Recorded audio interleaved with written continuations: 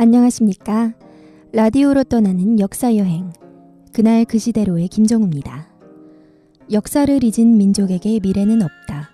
단재 신채호 선생의 명언이죠. 아마 많이들 들어보셨을 겁니다.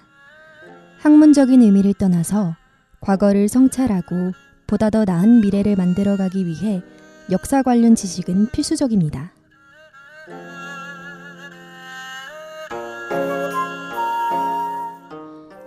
그날 그 시대로는 역사교양 라디오 프로그램으로서 학우 여러분들과 함께 그날 그 시대로 여행을 떠나보는 라디오입니다. 자, 그럼 다 같이 떠나보기 전에 우선 노래 한 곡 듣고 와서 출발해 보겠습니다.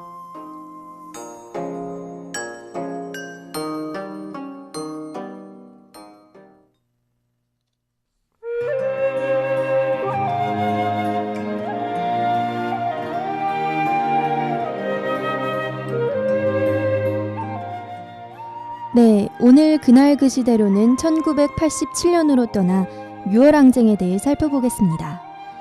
와, 어느덧 불과 30여 년 전의 역사에 대해 다루게 되었네요. 오늘 다루게 될 유월항쟁은 1987년 6월 10일부터 6월 29일까지 대한민국에서 전국적으로 벌어진 반독재운동이자 민주화운동입니다. 크게 항쟁 이전, 시위 진행, 그리고 항쟁 이후에 대해 나눠서 살펴보겠습니다.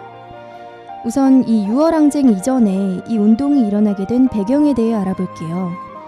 1979년 10월 26일 김재규의 총에 무려 17년간 독재 정치를 펼치던 제4공화국의 대통령 박정희가 사망하고 새로운 대통령 최규하는 국민들의 민주화 요구를 수용하겠다고 밝힙니다. 하지만 곧 전두환 등을 비롯한 신군부 하나회가 군사반란을 일으키고 군부에서 실권을 장악하게 됩니다. 여기서 하나회란 전두환, 노태우를 비롯한 대한민국 육군사관학교 11기생들의 주도로 결성된 비밀 조직입니다. 이후 전두환은 대통령 선거에서 당선되고 새 대통령으로 취임하게 됩니다. 이전에 독재를 겪었던 당시 국민들은 직선제로 개헌하기를 매우 열망했는데요. 직선제는 모든 국민들이 대통령을 뽑는데 직접적으로 참여하는 선거제도입니다. 하지만 전두환은 그들의 요구를 들어주지 않고 1987년 4월 13일 개헌 논의를 유보하겠다고 밝힙니다. 이른바 4.13 호원 조치를 선언한 것입니다. 그러자 민주화를 바라는 국민 대중들의 결의는 더욱더 강해졌는데요. 6월 항쟁의 배경과 관련해서 이 호원 조치가 선언되기 전인 1987년 1월 11일에 일어났던 박종철 고문치사 사건이라는 것에 대해 설명해 드려야 할 것 같네요. 바로 서울대학교 언어학과 3학년에 재학 중이던 박종철을 연행해 가서 그의 선배이자 민주화 추진위원회의 지도위원으로 수배받고 있었던 박종훈을 잡기 위한 사건이었습니다. 그러나 박종철이 순순히 대답하지 않자 경찰은 잔혹한 폭행, 전기고문, 물고문 등의 고문을 가했고 그는 끝내 1987년 1월 14일 숨지고 맙니다. 당시 정부는 고문으로 사망했다는 사실을 은폐하기 위해서 책상을 탁 치니 억하고 쓰러졌다 라고 사망 원인을 발표했다고 합니다. 이 그야말로 비상식적인 사건은 당시 많은 국민들의 분노를 일으켰고 앞서 설명해드렸던 호원 조치에 대한 철폐를 요구하며 박종철 고문살인을 규탄했다고 합니다.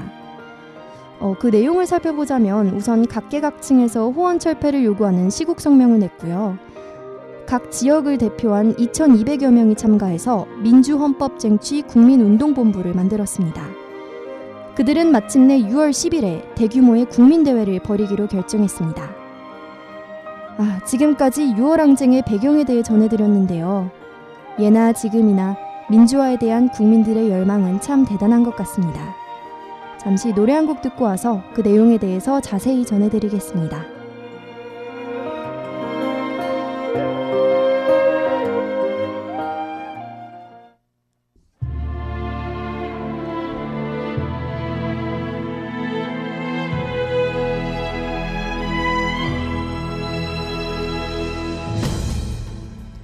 네, 여기는 1987년 6월입니다.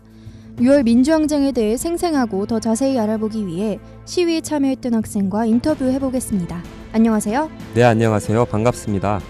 네, 우선 이 6월 민주항쟁의 규모가 어느 정도였나요? 60 국민대회는 서울, 부산, 대구, 공주, 인천 같은 대도시를 비롯해서 전국 22개 지역에서 24만여 명이 참여하는 대규모 시위였습니다. 그렇군요. 이 국민대회 이후에도 계속 항쟁이 이어졌다고요? 네, 그렇습니다. 6월 10일 밤부터 15일까지 5박 6일 동안 명동성당에서 농성투쟁이 이어졌습니다. 시민들은 농성하는 사람들에게 성금은 물론 빵, 음료수, 의약품 등을 전달하는 모습을 보여 뜻을 함께 했습니다. 뿐만 아니라 국민들은 정부의 경고에도 불구하고 6월 26일 국민평화 대행진이라는 조직된 시위를 주도해서 100만 명의 참여를 이끌어냅니다. 와, 100만이요. 왠지 낯설지 않은 숫자인데요. 정말 그 당시에도 어마어마했군요. 그런데 정확히 이 시위에서 국민들이 요구했던 것은 무엇이었나요? 네, 사실 첫 시위 날이었던 6월 10일은 노태우 후보가 대통령 후보로 선출되었던 날인데요. 노태우 후보 역시 하나회의 일원이었죠. 이는 결국 신군부의 승계를 의미하는 것이었고, 따라서 대통령 후보 지명이 무효라는 점과 앞서 얘기하신 호원 철폐, 그리고 독재 타도를 요구했습니다. 그렇군요.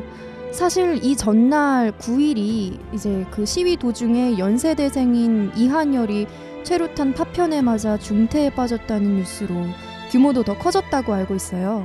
네, 맞습니다. 안타깝게도 이한열 학생은 결국 사망하게 됩니다. 그러나 점점 커진 규모로 시위에 참여한 사람의 수가 100만에 이르자 결국 정부는 직선제 개헌을 비롯해서 광범위한 민주화 조치를 보장하는 선언을 내놓습니다.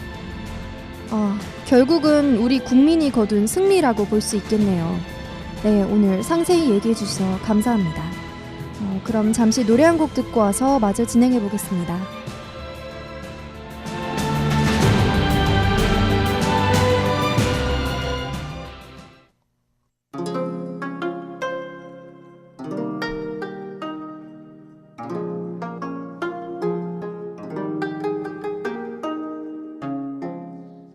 네, 오늘의 시대정리 시간입니다. 오늘은 6월 민주항쟁에 대해 살펴보았습니다. 이 항쟁은 직선제 개헌을 유보한다는 내용을 담은 호언을 철폐하기를 요구하고 박종철 고문치사 사건을 규탄하는 등의 내용이었는데요. 이는 독재로부터 벗어나고 민주주의를 되찾고자 했던 우리 국민들의 움직임이라고 볼 수 있습니다. 이 6월 항쟁을 통해 군사적 독재 정체가 완전히 끝났다고 보기는 어렵지만 정치, 사회, 문화적으로 민주주의의 이념과 제도가 뿌리내리는 데 큰 힘이 되었습니다. 여러분, 어느덧 오늘이 그날 그 시대로의 마지막 화입니다. 마지막 화로 전해드렸던 6월 항쟁, 그날 그 시대로의 마지막 내용이죠. 그러나 어쩐지 현재 우리나라가 이날, 이 시대의 비슷한 역사 속에서 살고 있다는 느낌이 듭니다. 부디 안녕한 사회가 오길 바라며 그날 그 시대로를 청취해주신 여러분께 진심으로 감사드립니다. 지금까지 제작의 김정우, 진행의 김수민, 김정우, 기술의 박효인이었습니다.